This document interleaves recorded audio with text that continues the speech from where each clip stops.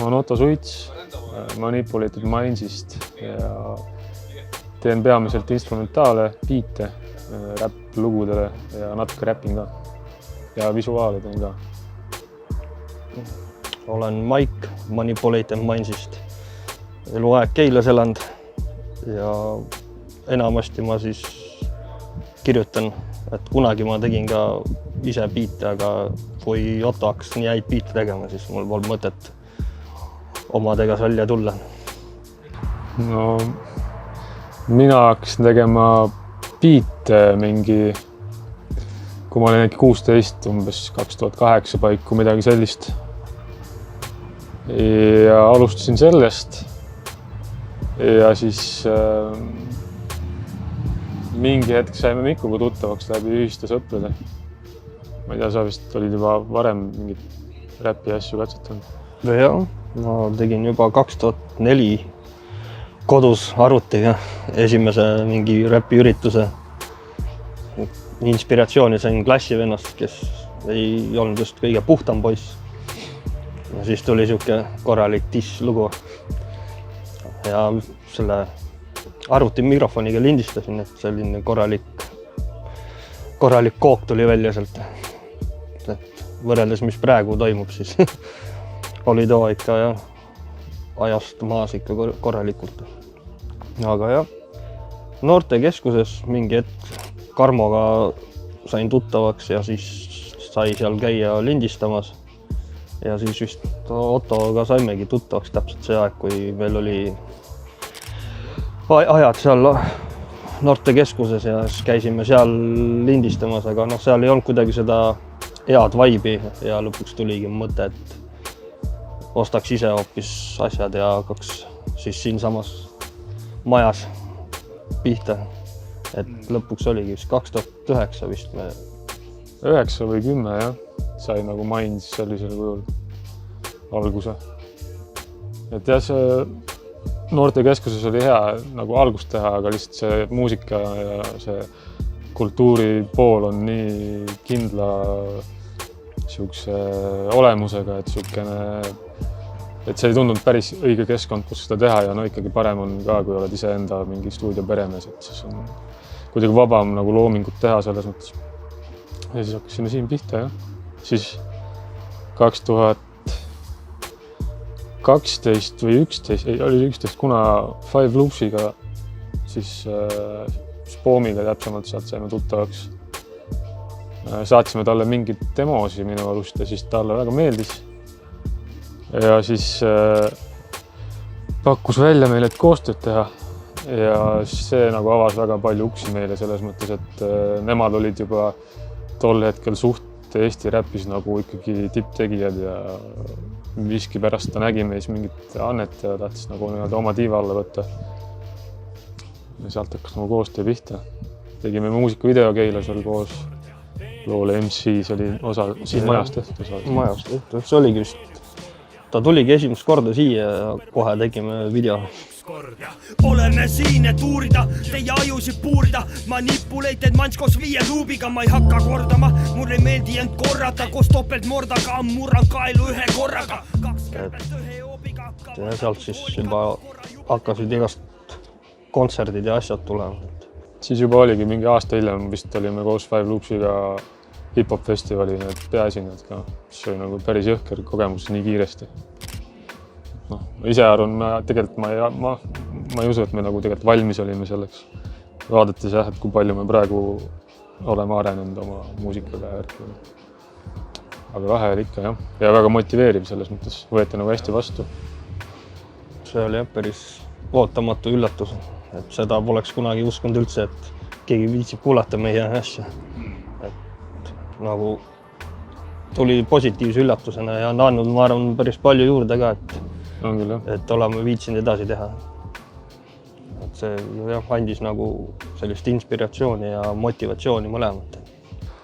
Aga see oli ilmselt üks suuremaid laive, jah. Siis oli vanakooli räpp oli Eestis väga popp ka tol ajal. Ja ma arvan, too oli ilmselt kõige suurem ja nüüd teine üks suurem publikuarv oli just möödunud reedel Keilas. Kui oli Keilas suve lõpupidu ja me koos Bad Artiga tegime ühe laulu, siis seal oli ka päris palju rahvast. Teate, kes tuleb veel siia? Manipulated fucking minds, get out! Manipulated minds, pane lööle beat! Keelab tehke häält! Ma võin sulle rääkida, mis tuleb saab olla number 1, kui on antud sulle see roll, kui oma visiooniga teenid sa respekti. Teema katab kogu spektri. Aga jah, veel on mis meil üks kontsert, mis ka nagu oli päris äge, koos El Stiloga tegime Mazda Ace'ile soojendust, et see oli ka siuke päris äge nagu kogemus, et seal küll nii palju rahvast nüüd ei olnud kui nendel festivalidel, aga samas ikka suht palju rahvast. No tegu jah, põhimõtteliselt USA nagu kultuuri selles mõttes nagu ikkagi legend ja väga suur artist, globaalne artist ja nagu see, keda ise oled kuulanud palju ja inspiratsiooni saanud ja siis saad seda inimest pärast ise soojendada ja nagu enne teda esineda, siis päris oluline jah. Aga igast väiksed peod on ka lahedad, selles mõttes siuksele muusikale sobib minu arust väga hästi, kui on pigem mingi väiksem lokaal ja siuke teatud sorti publik, kes on selle kultuuriga nagu sina peal ja see annab ka väga kõva energia teinekord. Jah, siin oli paar aastat tagasi enne, vist oligi enne seda koroonapiiranguid, siis oli siis meie albumi esitlus koos El Stiloga, neil oli ka albumi esitlus. See oli seal Balti jaamas, see Kauplus Aasia vist äkki selline koht. See oli ka, see live oli selles suhtes, me olime kõik ühel tasapinnal koos rahvaga ja siis rahvas nagu kõik möllas kaasa, et see oli päris äge siuke nagu jälle teistsugune, et kõik nagu ei olnud palju rahvast, aga kõik need, kes olid, need nagu elasid kaasa ja laulsid kaasa ja see oli päris nagu äge, et said endast ka anda rohkem, et pärast olid läbi märgnud, et ikka sai korralikult karatud ja räpitud. Aga no siin Keila päevadel ka oleme esinenud aastaid tagasi, et ka mingi täitsa alguses vist olid äkki meil. Esimese live üldse oli Keila keskväljakul. Jah. Tantsutüdrukud olid meil ja igast värgid, hull korraldus oli, aga muusika oli siuke kuradi. Mingid esimesed katsetused, ma ei usu, et see väga hästi kõlas seal. Jah, sõnad ei olnud ka veel võib-olla päris peas. Et jah, siuke. Kuskilt peab alustama. Jah. Aga ma ei teagi, suurem live, mis meil nagu esimene oli vist siis, kui ma ei tea, see nüüd on Telliskivi piirkond seal. Varem seal oli mingi, ma ei kujuta ette. Siis, kui see ei olnud veel loomelinnak. Jah, et oli siuke maha jäetud suht maja nagu. Viimasel korrusel oli siis tehtud mingi laivi koht ja mingi näitus oli seal. Ja see oli see Räpp Rukus, oli vist selle nimi, kui ma ei eksi. Keldrikaja ei olnud. Või Keldrikaja äkki, jah. Ja see oli vist üks esimesi laive ka meil. Aga see oli juba nagu ägedam, sest seal oli ka nagu meie jaoks palju rahvast, kuna me ei teadnud. See oli esimene pidu Keilast väljas meil. Muidu olime Keilast noortekast teinud ja seal keskal. See oli esimene live, mis meil oli Keilast väljas. Vist isegi mingit raha saime ka selle eest. Jah.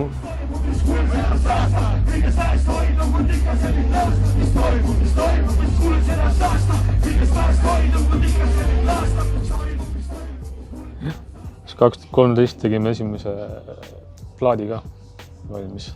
Siis me olime Super Bandit Records seal ka, mis on siis Tommyboy ja Chalice ja selle seltskonna label nii-öelda. Seal olime paar aastat. Paar aastat, jah. Rohkem. Siis otsustasime, et tahaks oma asja ajada rohkem ja siis nagu nii-öelda läksime selles mõttes lahku, aga see on nagu nii eriline mingi sündmus. Kui tänapäeval need labelid on mingid Universalid ja Sonyd ja siuksed suured mingid ülemaailmsed korporatsioonid, siis see oli ikkagi rohkem siuke mitteametlik ja siuke sõpruskonna tegevus lihtsalt. Aga huvitav aeg oli. Ja siis tuli juba kuur, kolisime majast siia kõrvalruumidesse uue stuudioga. Jah, siis lindistasime kohe uue albumi ka. See oli EP. Neti album. Vähemalt midagi. Siis vahepeal on ikka päris pikad pausid olnud, et pole nagu no aega ka pole nii palju enam, kui varem oli, et me väga tööl ei käinud siis too aeg. Et jah, oli rohkem aega nagu chillimiseks ja kirjutamiseks oli ka rohkem aega, et põhimõtteliselt tulime kokku, kirjutasime valmis ja lindistasime kohe ära ka, et aga nüüd on nagu rohkem planeerimist, et elustiil oli teine ja siis muusikas nagu peegeldus ka, muusika oli ka veits teise sisuga. Tänapäeval on nagu suuremaks kasvanud veits, sisu hakkab ka muutuma. Siis oli täiesti, mis pähe tuli, kõik läks kirja ja enda arust oli nagu väga äge. Aga nüüd nagu ikka teed mõttega, et ei ole päris suvalt, mis riimi sobib, et paneb selle kirja. Nüüd on ikka, võtab vähe rohkem aega see kirjutamine nagu varem, et varem oli see, et sul on nagu mingid piire, aga midagi lihtsalt, mis tuli, see tuli ja taustad olid ka head ja sellised vihased, et tuligi vihane lugu teha ja ropendada. Nüüd saab maha rahunenud, jah. Et nüüd teeme küll ka karmimat muusikat, aga nagu ei ole enam niisugust roppusi, pigem on kaalutletud, mida öelda, kuna inimesi nii palju, kes kuulavad, et kõik mingi ropud sõnad sinna panna, et see pole ka nagu mõtet. Mingi tuntusega tuleb vastutust ka rohkem. Jah. No praegu teeme siis järgmist albumit. Jah, korralikku litakat. Jah, tuleb pikem album kui teised ja kindlasti sisukam ja ma arvan, et professionaalsem ka, või nagu me ei ole kunagi väga rõhku pannud, et hullult nagu põhimõtte pärast professionaalsed olla, nagu pigem selline kunstiline vaba lähenemine, et ma arvan, see veits nagu ongi meie stiil ja sound ja kõik see. Ilma reegliteta nagu selles mõttes. Jah, sellepärast võib-olla kuulatakse ka rohkem. Ja artiste on ka kaasas päris palju. Jah, praegu Tommyboy on siin samas kõrvalruumis, näiteks tegime siin värki koos.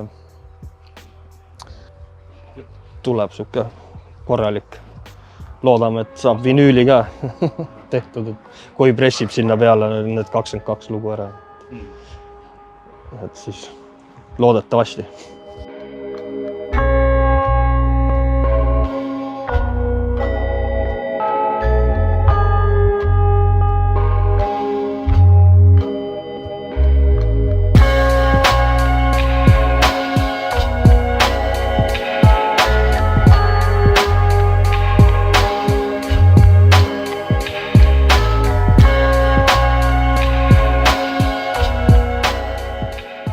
Kui sa tahad lihtsalt pulli teha või klikke saada või raha teenida, siis nagu selles ei ole midagi halba, kui sa valid selleks selle stiili, mis on kõige popim nagu parajasti. Et sa ei saa kellelegi nagu pahaks panna seda, et tal on mingid ambitsioonid ja tahab midagi teha, aga kui sul on nagu siiras huvi lihtsalt mingi kultuuri vastu ja teatud mingi kunsti ja muusika vastu, siis ja see on sul nagu ajend, see, miks sa seda teed, siis see ei ole nagu raske iseendaks jääda, kui sa oled kogu aeg iseendaks jäänud. Ei ole nagu mingit siukseid pealiskaudseid eesmärke võtnud kunagi, kõik mingi edu ja mingid klikid ja mis iganes fännid, mis meil on tundnud selle pealt, et me lihtsalt teeme oma asja ja see ise nagu on levinud. Jah, pigem see endaks jäämine. Nagu polnud kunagi plaanis, et me üldse nagu kuhugi tahaks jõuda või midagi. Et pigem oligi see, et enda pärast tegime, et nagu see stiil meeldis ja siis olemegi lihtsalt sellele truuks jäänud, kui nii öelda. Vist võib-olla natukene muutnud seda stiili, aga otseselt nagu mõmisema pole hakanud. Et loodame, et ei hakka ka.